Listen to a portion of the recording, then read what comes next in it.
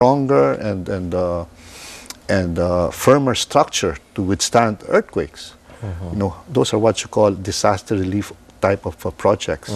So we also give incentives to them. You have so many priorities. How are you able to convince foreign investors to come in and put up shop here in the country? All right. I'll answer that in a macro level. Yes, all yes. Right. I think the biggest prime mover to all of these things would be the good news that the Philippines, the good economic news that the Philippines have been chunking out, have been coming out this last 1 year of President Aquino's administration. Okay, just last week we broke again the all-time record high in our stock market. All right. Our exports, we've grown our exports by a record-breaking level in 2010.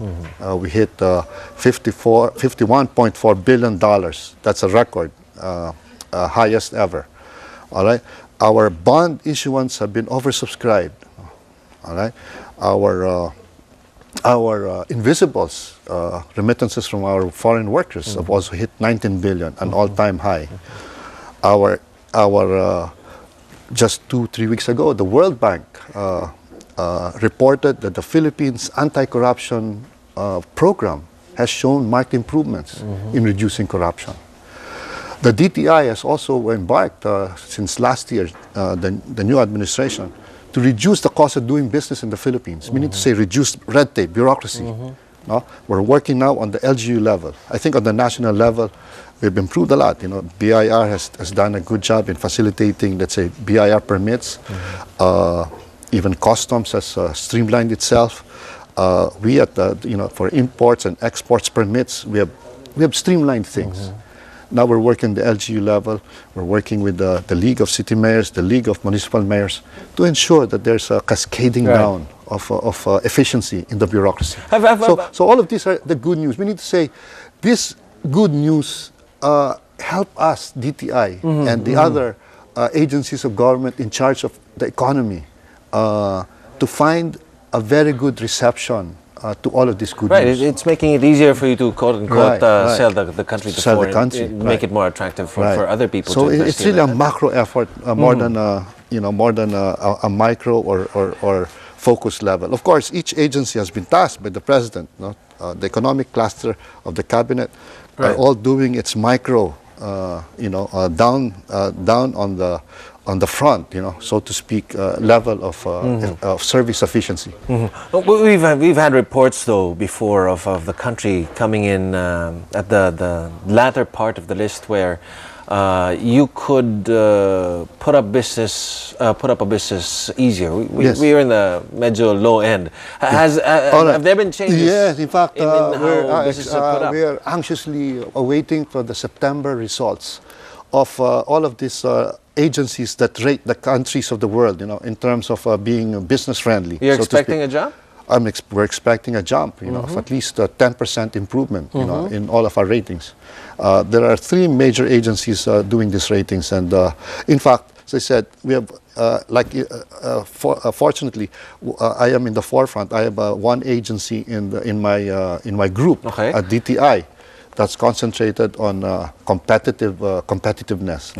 And we're working closely with the National Competitive Council, now headed by Bill Luce. All right. So all we're saying is giving it attention. I think in the past, these ratings were either taken lightly or they were not given much homework. But in our case, this one year going, the Secretary of DTI, Secretary Greg Domingo, has made it a priority to focus on how we can improve the factors of the ratings. I mean, it's not really just for the rating's sake, but really doing what is necessary to improve the services, to be investment friendly, which at the end of the day will reflect in the raters exercise. So we're anxiously waiting. They should be coming up with their annual reviews, the results of which will come this month or next month in September. We'll so these are what you call the mystery shoppers. I think have been around. the world mystery shoppers. Right, right, right. Are, have been in the country, I think, and I'm sure they're ready to report. No? As I said, World Bank had already issued a preliminary report that anti-corruption program is working. Okay. Okay. You've given us a picture of how the business climate here in the Philippines is how it's doing, but as opposed to other Asian countries, they are in a sense, of course, our competitors. If we're asking for investors from other parts of the world, how do we fare against them? What is going to make them more interested in the Philippines than in any other Asian country? Yes. Sad to say, we're right now just doing 8th among the ASEAN region. Right. This is really very disappointing to take on, but definitely we're moving heaven and earth, so to speak, to get our ratings perhaps back to the top 5. What's being done? All right, what's being done? First of all, the Philippines has its inherent competitiveness. The fact that we are an English-speaking country. We're the 3rd largest English-speaking country. Big in the advantage, world. especially Right, for it's a the big BPO, advantage. right? So communication, business communication, is really facilitated. And when business communication is efficient, then you can see concrete results coming out from it. Second, we're a region with a 93 million population. It's a very rich market. So if you work out the chain of just increasing the purchasing power of 93 million, we're an attractive domestic market. So that should bring in the investors from so abroad. much manpower. All right. So it just needs to ramp up the per capita GNP. All right. To see that the demand is really translated into actual purchases of goods and services. That's number 2. Number 3, it's surprising. Even I get surprised when you think that this small archipelago, if you put the land together, is the 5th largest in terms of mineral deposits. We're 3rd proven in gold, 4th in copper, 5th in nickel, and 6th in chromite. Just to remember, 3, 4, 5, 6. Yeah. And so combined, all told, we're the 5th. All right, and we're competing against the likes of Russia, China, the U.S. Some large like Brazil and Argentina. The Philippines is actually the smallest, the tiniest of the 5 countries with the biggest mineral reserves. Okay, we're running out of time. Just one more question from you, sir. Your forecast for the country, improving business climate in the Philippines, who will be getting there on a higher ranking against other Asian countries in the world? Okay, as I said, we're anxiously waiting for the results. We'll definitely see a 10 to 20% improvement in ratings. That's one. And this is my message. I've been going around the speaking circuit because this is really my job. I'm the chief promoter of investments and business in the country.